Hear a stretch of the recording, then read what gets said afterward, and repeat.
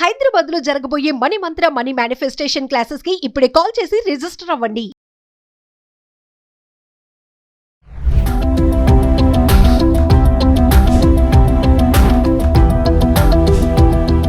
నమస్తే, welcome back to Suman TV. December 1 నుంచి దేశవ్యాప్తంగా కొన్ని కీలకమైన మార్పులు అమల్లోకి వచ్చాయి. మరి ఇవి సాధారణ ప్రజలు, ప్రభుత్వ ఉద్యోగులు, వివిధ రంగాల్లో పనిచేసే వారిపై ప్రత్యక్షంగా ఎలాంటి ప్రభావం చూపిస్తుంది, అసలు వచ్చినటువంటి మార్పులు ఏంటి, వీటిపైన మధ్య సమాచారం అందించడానికి స్టూడియోలో మనతో పాటు ఉన్నారు అనలిస్ట్ మందర కృష్ణారెడ్డి గారు. నమస్తే సార్. నమస్తే అమ్మా. సార్, మరి డిసెంబర్ 1 నుంచి కొన్నిట్లో మార్పులు వచ్చాయని చెప్పి మనం చూస్తున్నాం. లైక్ గ్యాస్ సిలిండర్ కానీ, పెట్రోల్ కానీ, పాన్ కార్డ్, ఆధార్ కార్డ్ అని. ఒకసారి వివరాల్లోకి వెళ్తే ఆ చేంజెస్ ఏంటి సార్? అసలు మనం ఈ 5-6 విషయాలు మాట్లాడుతులో మొట్టమొదటి విషయం ఏం తీసుకుందామంటే ఆధార్ కార్డు అలాగే పాన్ కార్డు లింకేజ్ గురించి మాట్లాడు. ఇప్పటిదాకా అనేక సార్లు ఎక్స్టెండ్ చేసుకుంటూ వచ్చింది ప్రభుత్వం. ఆధార్ కార్డు, పాన్ కార్డు రెండు లింక్ చేయకుండా కూడా అన్ని అవకాశాలు కల్పిస్తూ వచ్చింది. కానీ డిసెంబర్ 31 డెడ్ లైన్ పెట్టేసింది. డిసెంబర్ 31 తర్వాత ఎట్టి పరిస్థితుల్లో ఈ లింకేజీకి ఇంకా అవకాశాన్ని కల్పించము. అతి సామాన్యుడి దగ్గర నుంచి గొప్పవాడు ఎవరైనా సరే ప్రతి ఒక్కరు తప్పనిసరిగా ఆధార్ కార్డుని, పాన్ కార్డుని రెండు లింక్ చేయాలి. అంటే ఆధార్ కార్డు, పాన్ కార్డు విడివిడిగా ఉన్నప్పుడు ఏం జరుగుతుందంటే ఆధార్ కార్డు ద్వారా ఏ రకమైన ప్రయోజనాలు పొందుతున్నారో, పాన్ కార్డు ద్వారా ఏ రకమైన పొందుతున్నారో తెలియకుండా వస్తుంది. ఒకవేళ ఫ్రాడ్ చేస్తే కూడా మనిషిని పట్టుకోవాలంటే పాన్ కార్డు లోపల పెద్ద వివరాలు ఎక్కువ ఉండవు, మనిషికి సంబంధించిన వివరాలు ఎక్కువ ఉండవు. ఆధార్ కార్డులో పర్సనల్ సంబంధించిన డీటెయిల్స్ చాలా ఉంటాయి. పాన్ కార్డులో ఏమైనా మీరు చేసేటువంటి ట్రాన్సాక్షన్స్ మాత్రం ఉంటాయి. బ్యాంక్ ట్రాన్సాక్షన్స్ ఎక్కడెక్కడ మీరు చేస్తున్నారో దానికి సంబంధించి నాన్ బ్యాంకింగ్ ఫైనాన్స్ కంపెనీలు చేసినప్పుడు మాత్రమే ఆధారాలు పాన్ కార్డ్ నెంబర్ వేసి చేసేటువంటి దాంట్లో పాన్ డీటెయిల్స్ వస్తాయి. ఒకవైపున ఆర్థిక నేరాలు, ఇంకోవైపున అసలు వ్యక్తి యొక్క వివరాలు. అసలు యొక్క వ్యక్తి వివరాలు, పూర్తి వివరాలు, అతను ఏ గ్రామంలో పుట్టాడు, ఎక్కడ పుట్టాడు, అతను ఏమిటి, అతని జీవితం అన్ని దాదాపుగా దాని ఇన్ఫర్మేషన్ అంతా వచ్చేట్టుగా ఆధార్ కార్డు ఉంటుంది. అంటే ఆధార్ కార్డు అప్లై చేసుకోవడంలోనే మీ స్కూల్ సర్టిఫికేట్ దగ్గర నుంచో లేదా మీ డేట్ ఆఫ్ బర్త్ సరైన ఒరిజినల్ సర్టిఫికేట్ దగ్గర నుంచి మొదలు పెడితే ఇన్ఫర్మేషన్ అంతా ఇచ్చాక మీకు ఆధార్ కార్డు వస్తుంది. అంటే ఆధార్ కార్డు వెనక్కి పెడితే మీ మూలాలంతా తెలుస్తాయి. అంటే ఆ వ్యక్తి ఎక్కడున్నాడు, ఎక్కడ పుట్టాడు, ఎలా జరుగుతున్న విషయాన్ని తెలుస్తాయి. పట్టుకోవడం చాలా సులభం. అలాగే పాన్ కార్డు సంబంధించింది ఆర్థిక వ్యవహారాలు అన్నీ తెలుస్తాయి. ఈ ఆర్థిక వ్యవహారంలో ఎవరైనా తప్పు చేస్తే, పొరపాటు చేస్తే వాళ్ళని ఎలా పట్టుకోవాలంటే పాన్ కార్డు ద్వారా పట్టుకోవడానికి వీల్లేదు కాబట్టి ఆధార్ కార్డు ద్వారా పట్టుకోవచ్చు. కాబట్టి ఆధార్లో దాంట్లో మొత్తం టోటల్గా దాంట్లో రికార్డ్ అయిపోతాయి. అలాగే ప్యాన్లో కూడా రికార్డ్ అవుతాయి. ఒక దగ్గర రికార్డు దొరకపోయినా ఇంకో దగ్గర రికార్డు దొరుకుతుంది. కాబట్టి సులభంగా పట్టుకోవడానికి వీలుగా ఆధార్ని, పాన్ కార్డుని రెండింటిని లింక్ చేయడం అనేది ప్రభుత్వం తీసుకున్న నిర్ణయం. ఈ నిర్ణయాన్ని 5-6 సార్లు మార్చారు. మీరు చేసుకోండి అని చెప్పుకుంటూ వచ్చారు. కానీ ఇంతవరకు చాలా మంది చేయలేదు. ఇప్పుడు చేయకపోతే మాత్రం 31 డిసెంబర్ తర్వాత ఎక్స్టెండ్ కాదు. కాకపోతే వచ్చే నష్టాలు ఏమిటి?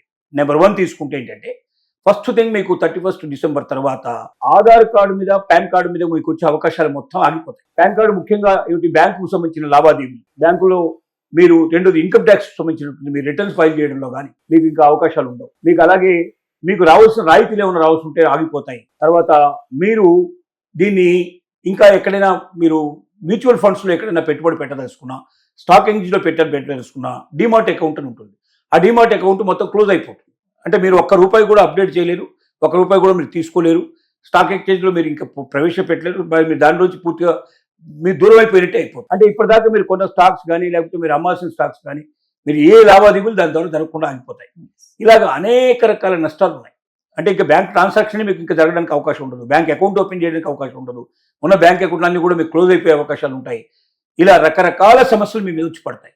అంటే ఒకవేళ డిసెంబర్ 31 లోపల ఆధార్ కార్డుని, పాన్ కార్డుని రెండింటిని లింక్ చేసుకోకపోతే చాలా ఆపదలు వచ్చి పడ్డాయి. మరి అసలు నేను ఇప్పటిదాకా నా Aadhaar card, pan card link అయిందా లేదని ఎలా తెలియాలి? అప్పుడు మీరు ఏం చేయాలంటే my Aadhaar and pan card linkage status అని మీరు గూగుల్లోకి వెళ్ళి కొడితే మీకు ఆ స్టేటస్ సంబంధించిన వెబ్సైట్ ఓపెన్ అవుతుంది. దాంట్లోకి వెళ్ళి మీ ఆధార్ కార్డు, పాన్ కార్డు సంబంధించిన డీటెయిల్స్ దాంట్లో వస్తే మీరు ఇప్పటిదాకా లింకేజ్ అయిందా లేదా అని స్పష్టంగా కనబడుతుంది. లింకేజ్ కాకపోతే కొన్ని వివరాలు ఉంటారు. ఆ వివరాలు మీకు ఇచ్చేస్తే ఆటోమేటిక్గా మీరు లింకేజ్ అయిపోతుంది. అంటే ఇంట్లో కూర్చొని మీరు లింకేజ్ చేసుకోవచ్చు. దీనికి ఎక్కడికో పోవాల్సిన అవసరం లేదు, ఎవరు సాయం కూడా అక్కర్లేదు. ఎవరు మొబైల్ ఫోన్లో వాడు చేసుకునే అవకాశం ఉంది. కాబట్టి ఇది చాలా సులభమైన పని.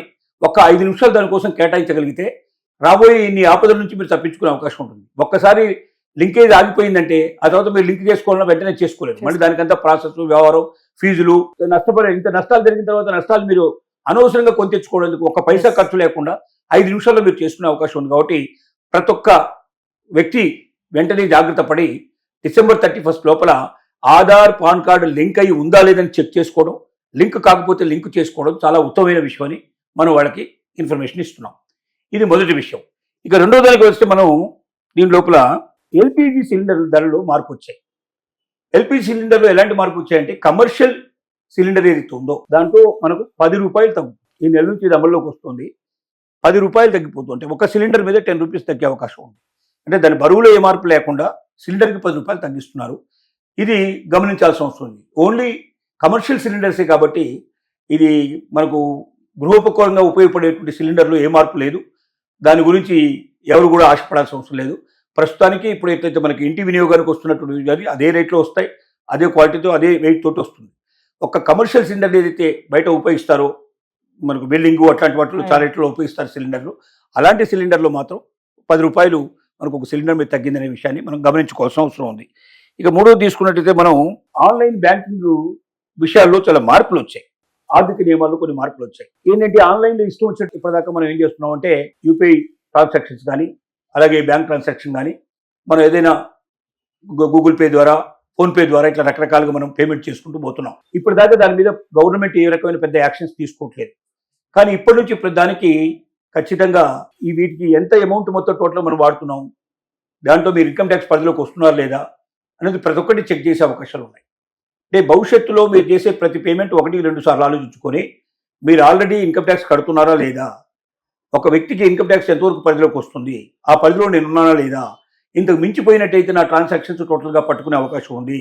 అలా పట్టుకున్నట్టయితే మొత్తం టోటల్ ఇన్కమ్ ట్యాక్స్ రూపంలో ఎన్నాళ్ళ నుంచి అయితే నేను దాచిపెడుతున్నా ఆ మొత్తం డబ్బు నేను కట్టాల్సిన పరిస్థితి ఏర్పడుతుంది అనే విషయాన్ని దృష్టిలో పెట్టుకొని దృక్పథంలో ఉంచుకొని మనం యూపీఐ పేమెంట్ చేయాలి, లేకపోతే అదే డిజిటల్ పేమెంట్ చేయాలి తప్ప ఇష్టం వచ్చినట్టుగా డిజిటల్ పేమెంట్ చేసి లక్షలు చేసుకుంటూ పోయి మనం అది ఒక్కొక్కసారి 1000 రూపాయలు 2000 5000 రూపాయలైనా మొత్తం ట్రాన్సాక్షన్స్ రోజుకు 5-10 ట్రాన్సాక్షన్ మనం చేసుకుంటూ పోయినట్టయితే ఒక సంవత్సరంలో మనం చేసేటువంటి ఇన్వెస్ట్మెంట్ 3 లక్షల కన్నా ఎక్కువ మనం ఖర్చు పెడతాం.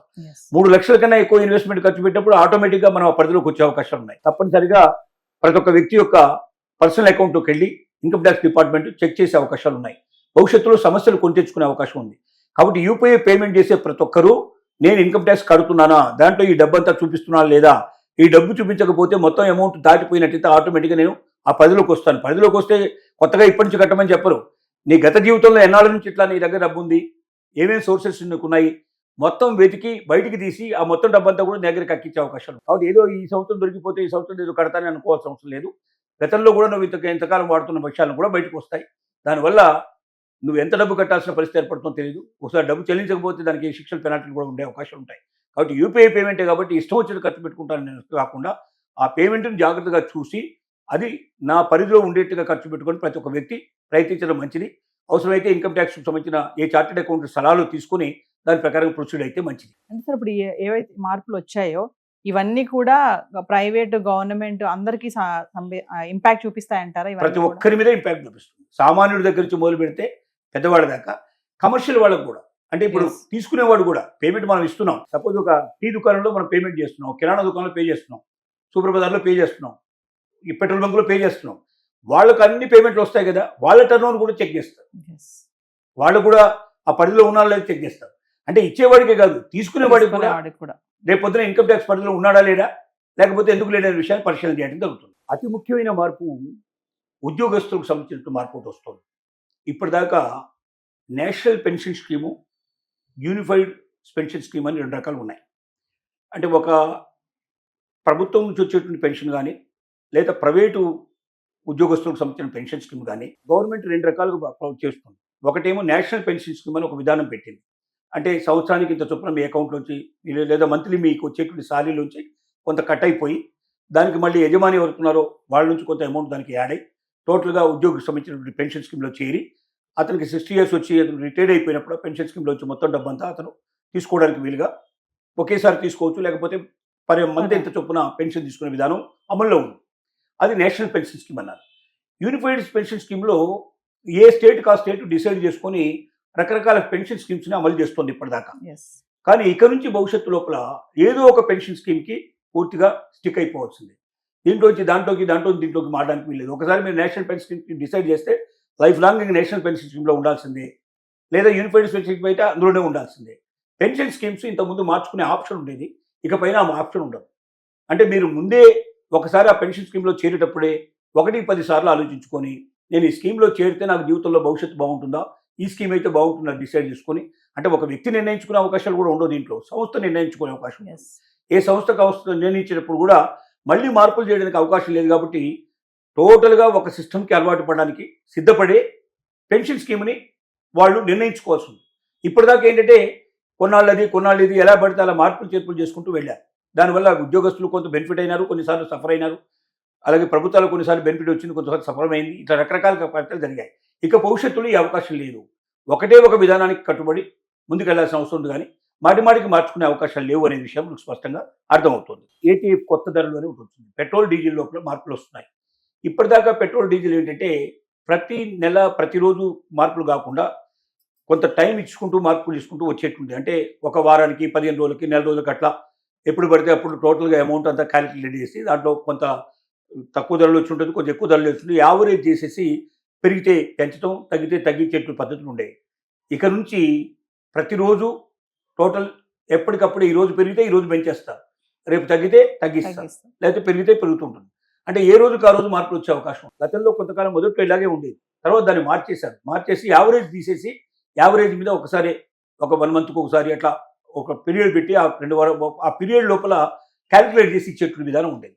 ఈ విధానంలో ఏమవుతుందంటే ఒకసారి పెరిగితే ఇంత పెరిగిందా అనే పరిస్థితి, తగ్గడం చాలా తక్కువ. మనకు ఉండేటువంటి పరిస్థితులు, మన దేశ పరిస్థితులను బట్టి తగ్గేది తక్కువ ఉంటుంది, పెరిగేది ఎక్కువ ఉంటుంది.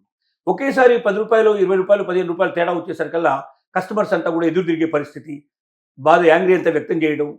ముఖ్యంగా ఇప్పుడు సోషల్ మీడియా వచ్చిన తర్వాత సెకండ్ల లోపల కొన్ని లక్షల మంది, కోట్ల మంది రియాక్ట్ అయ్యే అవకాశాలు ఏర్పడుతున్నాయి. దీనివల్ల ప్రభుత్వం అనవసరంగా ప్రమాదంలో పడుతుంది. కాబట్టి ఏ రోజుకి ఆ రోజు అయితే తేడా కొద్దిగా ఉంటుంది, ఎక్కువ తేడా ఉండదు. ఆ కొద్ది తేడా ఉంటుంది కాబట్టి పెద్దగా రియాక్ట్ అయ్యే అవకాశాలు ఉండవు.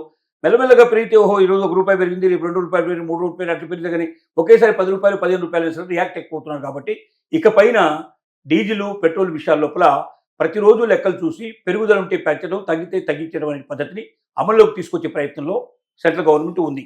ఇక చివరి విషయంగా మనం చెప్పుకునేది ఏంటంటే బ్యాంకు విధానాల్లోనే కొన్ని మార్పులు వచ్చాయి. అంటే బ్యాంకు ఏటీఎం కార్డులు కానీ, లేకపోతే మనకు డెబిట్ కార్డు కానీ, క్రెడిట్ కార్డు కానీ, అంటే కార్డులు మనకు చాలా ఉన్నాయి. ఈ కార్డుల్లో లావాదేవీల లోపల ఇష్టం వచ్చినట్టుగా ఇంతకుముందు ఎన్నిసార్లైనా మనం డ్రా చేసుకునే అవకాశం, కొంతకాలం అయిన తర్వాత ఏం చేశారంటే మీ ఓన్ బ్యాంకులో అయితే ఎక్కువ సార్లు చేసుకోవచ్చు, బయట బ్యాంకులో చేసినప్పుడు తక్కువ చేసుకోవచ్చు, ఇలా ఉన్నాయి. దాన్ని ఇంకా తగ్గించే ఆలోచనలో ఉంది బ్యాంక్. అంటే ఇప్పుడు ఉదాహరణకి 10 సార్లు మనం బయట ఉండే బ్యాంకుల లోపల మన ఓన్ బ్యాంకులో 10 టైమ్స్ తీసుకునే అవకాశం, ₹1 ఛార్జ్ ఎక్స్ట్రా లేకుండా మనకు ఉండే అవకాశం నుంచి దాన్ని 3 సార్లకు తగ్గించే ప్రయత్నంలో ఉంది. అలాగే మన బయట బ్యాంకులకు ఇప్పుడు 3 సార్లు అవకాశం ఇస్తున్నారు. దాన్ని ఏ ఒక్కసారికో అవకాశం లేకుండా, లేదా అసలు బయట బ్యాంకులు మొదటి రోజు నుంచే ఛార్జ్ పెట్టే అవకాశాలు ఉన్నాయి. ఇలాంటి కొన్ని అవకాశాలు పెరుగుతున్నాయి. అంటే క్రెడిట్ కార్డు, డెబిట్ కార్డు లాంటి ఉన్నటువంటి వారు ఎవరైతే ఉన్నారో ఈ బ్యాంకింగ్ సిస్టంలో ఇక నుంచి ఛార్జెస్ ఎక్కువ పే చేయడానికి సిద్ధంగా ఉండాలి. రెండో, చాలామంది ఏంటంటే ఒకసారి మనం డ్రా చేయడం ఎందుకు, అవసరమైనప్పుడే చేసుకుందాని 100, 200, 500, ₹1000 కూడా ఎప్పటికప్పుడు అవసరమైనప్పుడు కొద్ది కొద్దిగా తీసుకుంటుంటారు. మీరు ఎన్నిసార్లు ఎక్కువ ట్రాన్సాక్షన్ చేస్తే అన్ని ₹10 మించి మీకు మీద అకౌంట్లో పడతాయి. అంటే 10 సార్లు మీరు అకౌంట్లో ఓపెన్ చేసి మీరు డబ్బు తీసుకుంటే ₹100 మీ మీద పడ్డట్టు లెక్క. అదే ఒకవేళ దాన్ని కూడా పెంచే ఆలోచనలో ఉన్నారు. ఇప్పటిదాకా ₹10 తీసుకుంటున్నారు, అది కూడా తొందరలోనే పెరగడానికి అవకాశం ఉన్నాయనేది హెచ్చరిక చేస్తున్నారు. ఎందుకంటే రోజు రోజుకి ఇన్ఫ్లేషన్ పెరుగుతోంది, డబ్బు విలువ తగ్గుతుంది.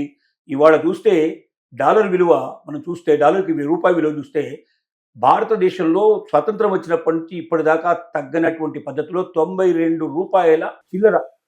ఇవాళ ఒక డాలర్కి ఇండియన్ కరెన్సీ 92 ప్లస్ చేంజ్ వస్తుంది. అంటే ఎంత దిగజారిపోయిందంటే స్వాతంత్రం వచ్చినప్పటి నుంచి, అంటే డబ్బు మనకు ప్రింట్ అయినప్పటి నుంచి మొదలు పెడితే, ఇండియన్ కరెన్సీ ప్రింట్ అవ్వడం మొదలుపెట్టినప్పటి నుంచి ఇప్పటిదాకా ఇంత తగ్గుదల ఎప్పుడు లేదు.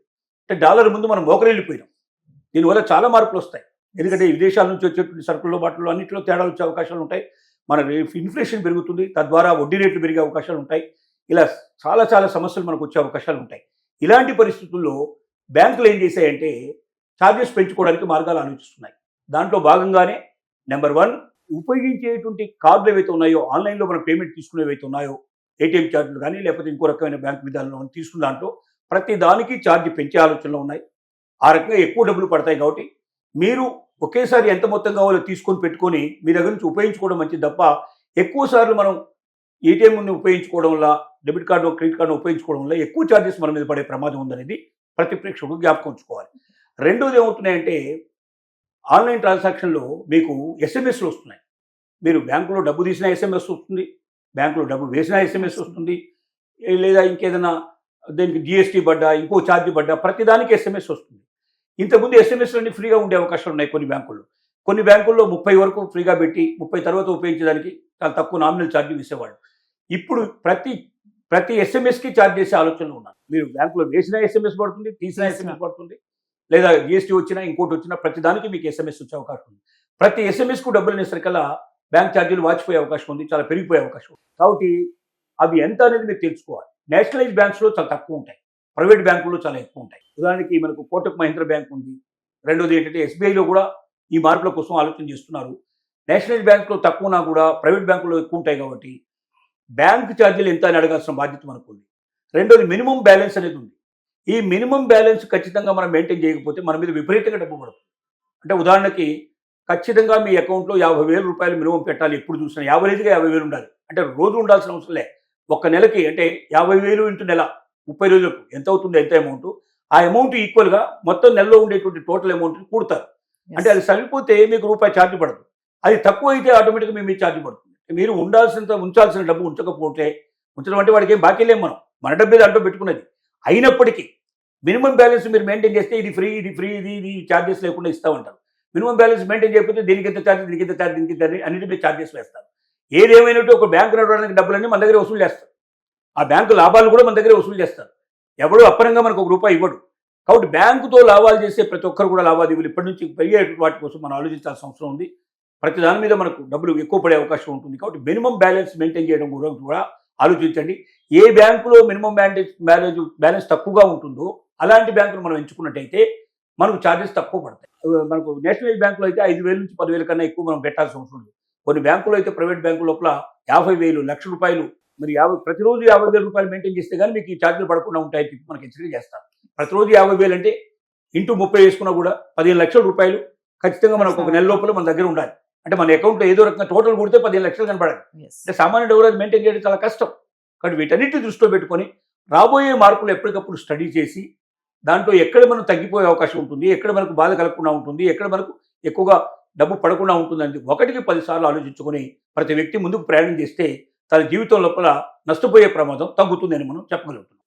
Thank you sir.